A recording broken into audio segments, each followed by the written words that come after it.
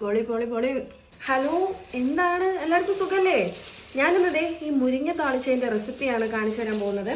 കഴിഞ്ഞ തവണ ചെരങ്ങ താളിച്ചതിൻ്റെ വീഡിയോ ഇട്ട സമയത്ത് എനിക്ക് ഷിമി, PJ, കുഞ്ഞോള്, രേഷ്മ വിജയകാന്ത് ഇവരൊക്കെ റെസിപ്പി വേണമെന്ന് പറഞ്ഞ് കമൻറ്റ് ഇട്ടായിരുന്നു.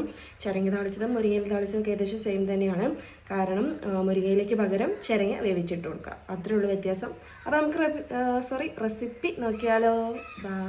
ഫസ്റ്റ് ഓഫ് ഓൾ മുരിങ്ങയില നന്നായിട്ട് ഇതുപോലെ വൃത്തിയാക്കി എടുക്കുക. പുഴയൊക്കെ ഉണ്ടാവും കേട്ടോ, നന്നായിട്ട് ശ്രദ്ധിക്കണേ. പിന്നെ ചെറിയുള്ളി, പച്ചമുളക്, കറിവേപ്പില അരിഞ്ഞ് വൃത്തിയാക്കി വെക്കുക. വെളിച്ചെണ്ണയിലേക്ക് ഇതെല്ലാം ഇട്ടിട്ട് നന്നായിട്ടൊന്ന് മൂപ്പിച്ചെടുക്കുക. എന്നിട്ട് ഇതിലേക്ക് കഞ്ഞിവെള്ളമാണ് ഒഴിക്കുന്നത്. കഞ്ഞിവെള്ളം ഒഴിച്ചിട്ട് ഉപ്പിട്ടിട്ട് നന്നായിട്ട് തിളയ്ക്കട്ടെ. തിളയ്ക്കുമ്പോൾ നമ്മൾ മുരിങ്ങയില ഇട്ട് കൊടുക്കുക. എന്നിട്ടൊന്നൊന്ന് ഇളക്കിയിട്ട് ഒരു 2 മിനിറ്റ് നേരം ഒന്ന് അടച്ചു വെച്ചാൽ മതി. ഇല പെട്ടെന്ന് വെന്ത് പോകും.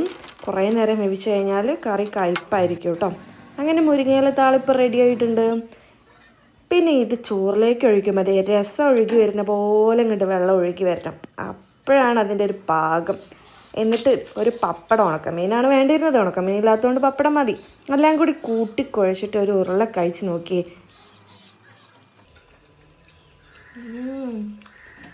പൊളി പൊളി പൊളി. Very healthy. ചിലവർക്ക് ഇത് ഇഷ്ടപ്പെടും, ചിലവർക്ക് ഇത് ഇഷ്ടപ്പെടില്ല. എന്താണെന്നൊക്കെ അറിയില്ല. മസാലക്കറികളൊക്കെ ഇഷ്ടപ്പെടുന്നവർക്ക് ഇത് ഇഷ്ടപ്പെടാൻ സാധ്യതയില്ല. ഉണ്ടാക്കി നോക്കണേ. അപ്പം ബൈ.